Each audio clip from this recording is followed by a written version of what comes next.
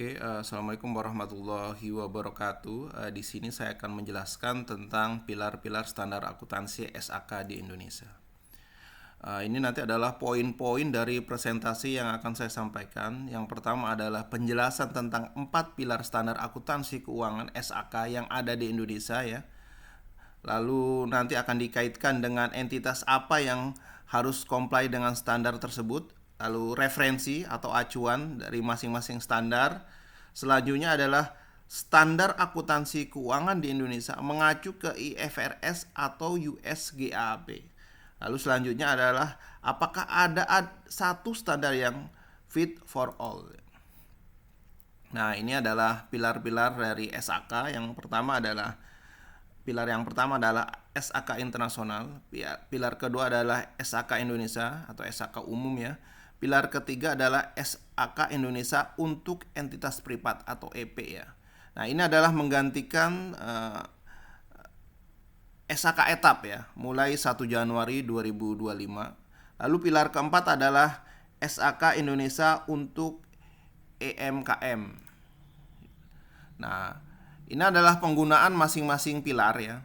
Pertama harus kita identifikasi dulu. Yang pertama adalah apakah perusahaan terdaftar atau proses terdaftar di pasar modal. Lalu apakah dananya dana masyarakat atau fidusia? Jika iya, maka perusahaan tersebut masuk dalam entitas dengan akuntabilitas publik yang signifikan. Jika tidak, maka perusahaan tersebut masuk ke entitas tanpa akuntabilitas publik yang signifikan. Nah, di sini saya akan menjelaskan tentang jenis-jenis identitas ya. Ada entitas dengan akuntansi publik, entitas tanpa akuntansi publik, dan entitas tanpa akuntabilitas publik EMKM ya, mikro, kecil, dan menengah. Nah, untuk SAK internasional sendiri itu hanya bisa digunakan untuk entitas dengan akuntabilitas publik ya. Sedangkan SAK umum atau SAK Indonesia itu bisa digunakan oleh masing-masing ya, bisa dari entitas publik tanpa akuntabilitas publik atau yang mikro, kecil, dan menengah. Untuk SAK Indonesia yang untuk etap dan EP ya. EP ini berarti mulai berlaku 1 Januari 2025. Maka perusahaan tersebut boleh menggunakan entitas tanpa akuntabilitas publik, atau yang kedua bisa menggunakan entitas tanpa akuntabilitas publik, mikro, kecil, dan menengah. Dan jika ada entitas dengan akuntabilitas publik dan mereka ingin menggunakan SAK etap atau EP yang sekarang, itu harus mendapatkan izin dari otoritas yang berwenang ya. Sedangkan untuk SAK Indonesia ya, untuk EMKM ya, itu hanya bisa digunakan untuk entitas tanpa akuntabilitas publik, mikro, kecil, dan menengah. Namun, jika ada entitas dengan akuntabilitas publik ingin menggunakan SAK EMKM tersebut, diperbolehkan dengan catatan mendapat izin dari otoritas yang berwenang. Nah, ini yang selanjutnya saya akan menjelaskan lebih rinci tentang SAK internasional. Apa itu SAK internasional? SAK internasional adalah PSAK dan ISAK yang diterbitkan oleh DSAK, IAI untuk mengadopsi penuh IFRS Accounting Standard yang diterbitkan oleh International Accounting Standard Board atau IASB. Entitas apa ini yang harus comply ya? Public Accountable Entitas atau dalam kurung pihak yang memiliki tanggung jawab publik ya, gitu ya. Referensinya itu mengacu pada International Financial Reporting Standard atau IFRS yang dikeluarkan oleh IASB. Lalu selanjutnya adalah SAK umum. SAK di Indonesia adalah PSAK dan SAK yang diterbitkan oleh DSAK IAI dengan Dewan Standar Akuntansi Syariah DSAS ya, IAI, serta peraturan regulator pasar modal untuk entitas yang berada di bawah pengawasannya, sepanjang peraturan regulator pasar modal tersebut tidak bertentangan dengan PSAK dan ISAK yang spesifik untuk suatu transaksi, peristiwa, atau kondisi. Entitas yang harus comply gitu ya. Itu semua perusahaan di Indonesia bisa menggunakan ini. Di antaranya entitas dengan akuntabilitas publik, entitas tanpa akuntabilitas publik, dan yang terakhir juga bisa digunakan untuk entitas tanpa akuntabilitas publik mikro, kecil, dan menengah. Referensinya adalah mengacu pada IFRS, namun dengan penyesuaian untuk kebutuhan domestik Indonesia. Lalu selanjutnya adalah SAKEP atau ETAP ya. Sebelumnya ETAP, namun sejak 1 Januari 2025 itu sudah berubah menjadi SAKEP, entitas publik gitu ya.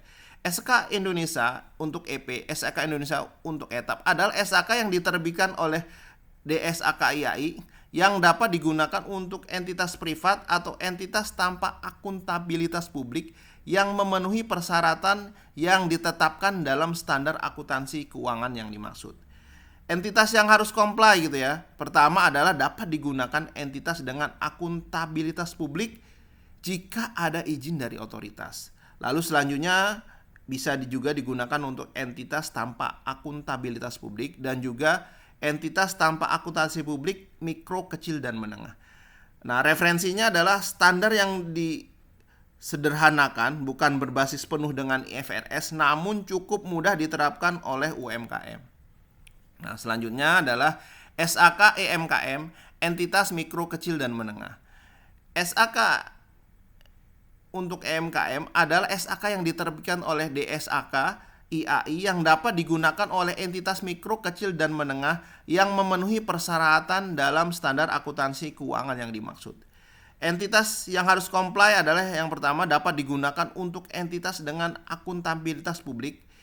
Namun ini ada catatan jika ada izin dari otoritas, dan juga dapat digunakan oleh entitas tanpa akuntabilitas publik mikro, kecil, dan menengah. Referensinya adalah berdasarkan standar yang sangat sederhana dan disesuaikan dengan kebutuhan lokal gitu. Lalu apakah SAK mengacu pada IFRS atau US GAAP? Nah, SAK Indonesia lebih mengacu kemana? Ini pertanyaannya. Itu adalah SAK Indonesia lebih mengacu pada IFRS, bukan US GAAP. Lalu selanjutnya pertanyaan kedua, apakah SAK mengacu secara keseluruhan ke IFRS? Penggunaan IFRS di Indonesia untuk menyusun laporan keuangan dengan penyesuaian dengan SAK Indonesia terutama untuk entitas kecil. Jadi ada penyesuaian. Lalu apakah US GAAP tidak dijadikan acuan dalam SAK Indonesia? US GAAP untuk sekarang ini sudah tidak digunakan sebagai acuan utama di Indonesia. Nah, lalu selanjutnya, apakah ada satu standar yang fit for all? Jadi tidak ada ya, jawabannya tidak. Satu standar itu tidak cocok untuk semua jenis entitas ya. Untuk perusahaan besar dan multinasional mungkin IFRS gitu ya atau US GAAP ini sangat berguna. Tapi bagi perusahaan kecil dan menengah, standar yang lebih sederhana dan lebih lokal seperti SAK EMKM di Indonesia bisa jadi lebih cocok dan lebih efektif. Penggunaan satu standar akuntansi yang ideal sangat bergantung pada konteksnya, jenis perusahaannya, pasar tempat perusahaannya beroperasi, sumber daya yang tersedia, dan kebutuhan laporan keuangan. Kesimpulannya, SAK di Indonesia terdiri dari 4 pilar utama yang masing-masing dirancang untuk memenuhi kebutuhan pelaporan berbagai jenis entitas. Lalu selanjutnya adalah SAK internasional mengacu pada IFRS untuk perusahaan besar dan internasional ya, yang go public ya, yang go internasional. Sedangkan standar yang lebih sederhana seperti SAK ETAP dan EMKM ditujukan untuk UMKM.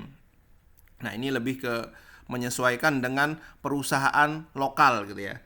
Lalu selanjutnya, tidak ada satu standar yang cocok untuk semua karena setiap entitas itu memiliki kebutuhan pelaporan yang berbeda.